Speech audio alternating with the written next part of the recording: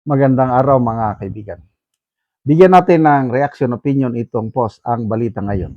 Matibag, tinukoy si Senator Robin Padilla bilang person of interest sa paghahanap kay Senator Bato.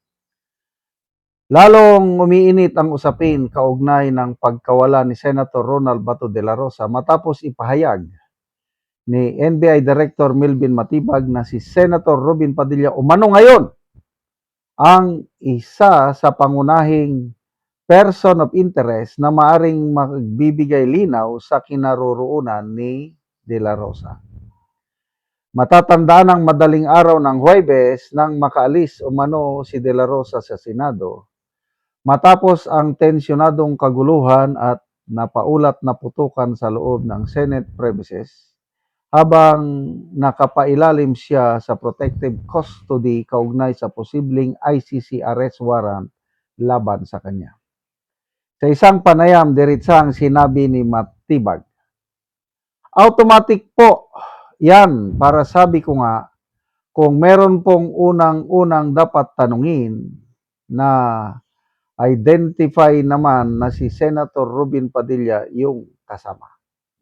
Dagdag pa niya, siya po yung pinaka-person of interest to shed light sa whereabouts po ni Senator Bato.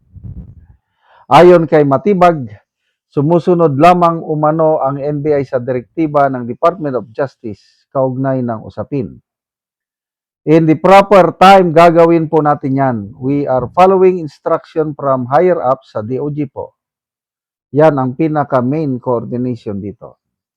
Nang tanungin naman kung nasaan si De La Rosa ngayon, sinabi ni Matibag na dapat ding tanungin sina Senator Padilla, Cayetano, at Sergeant at Arms Mau Aplaska.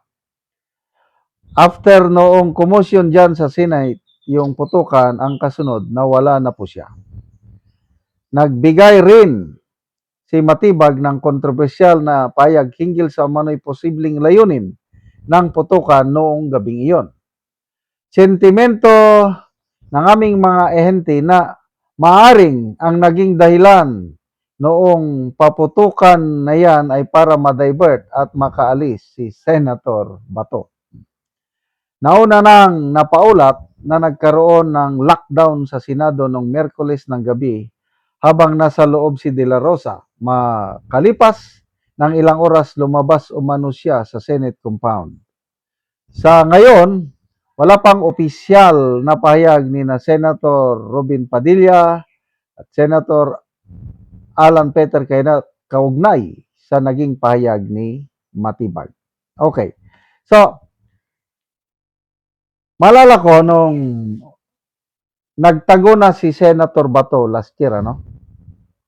So, may panawagan na babalik si Senator Bato, magpakita. Malala ko, Senator Padilla, may statement siya. Kung ako si Senator Bato, hindi ako magpapakita, magtatago ako. Ako ang number one na mag-advise sa kanya na magtago siya. Ganon. Itong si Senator Padilla, tinaguri ang bad boy yan sa Philippine cinema. Dahil nga, yung buhay niya noon, nung hindi pa siya nagbalik Islam, magulo. Yung buhay niya is, kaya nga nakulong illegal possession of firearms. Kaya lang, salamat sa Diyos at after na lumapit siya sa Allah o sa Panginoon, yun, nabago ang buhay niya.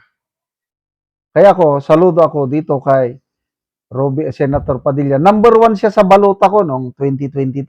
Binoto ko, number one ko siya. Kasi gusto ko yung nangyari sa buhay niya. Yung nagbago. Makikita mo yung buhay niya ngayon. Real, siya, Muslim. Ang meaning ng Muslim is a person who is totally surrendered to the will of Allah or God. Wala naman akong nakikitang masamang ginagawa ni Senator Robin. Of course, sa politika, ay may yan. may kanya-kanyang kinikilingan, may kanya-kanyang opinion. Kaya may bumabati ko sa kanya. Kasi pro Duterte siya eh. O, ngayon, pinaghihinalaan siya na baka siya ang makapagsabi. O, kung ako si Robin Padilla, sasabihin ko ba nasaan si Bato? Ay sabihin ko lang, hindi ko alam. Ganun lang. As simple as that. Karapatan ng NBI yan as an investigative agency na magkaroon ng person of interest. Normal yan. But hindi ka naman pwedeng akusahan na itinago niya. Itinago. Lalo na ngayon, yung nabasa ko, sana totoo yung post ni Mr. Rigoberto Tiglao na nagdesisyon na ang Supreme Court doon sa petisyon ni Senator Bato na mag-issue ng temporary restraining order para hindi maipatupad yung ICC warrant of arrest.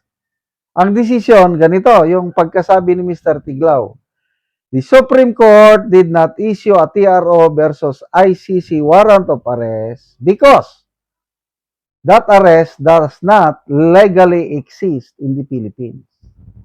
Ang pagkakaintindi ko, walang visa yung ICC warrant of arrest sa Pilipinas. Illegal. Kaya to me, panalo si Senator Bato doon sa usapin ng yung kanyang petisyon dahil it does not exist. Why? Up to now, hindi nila ipinapakita yung authentic na warrant of arrest ng ICC. Sila-sila lang ang may hawak. Sina Trillanes, NBI at kung sino pa. So tama naman ang korte na bakit ako mag-issue ng TRO sa isang warrant na it does not exist here? Kasi baka wala silang ipinakita o kaya hindi authenticated. Kaya panalo, to me, I hope totoo yung post ni Mr. Tiglao, being a long-time journalist, siguro. Kasi nag-announce na si Attorney Torion na may decision na nga ang Supreme Court tungkol sa petisyon. Kaya lang hindi niya binanggit kung ano ang laman. Si Mr. Tiglao nagsabi na walang TRO dahil it does not legally exist. So panalo si Senator Bato. Salamat mga kaibigan sa inyong pagsubaybay sa channel nito.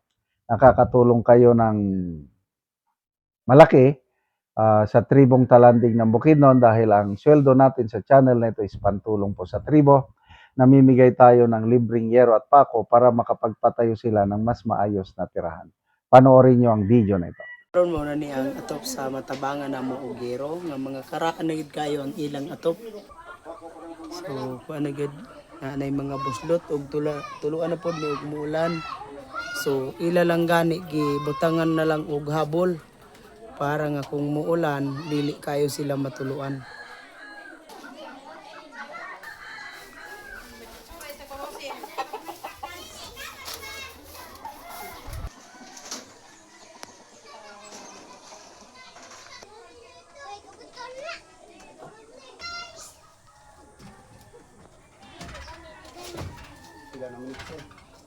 So karon niya pila na ni katuig ang imong balay nga mga buslot na? Pito naman katuig mo. Pito na katuig.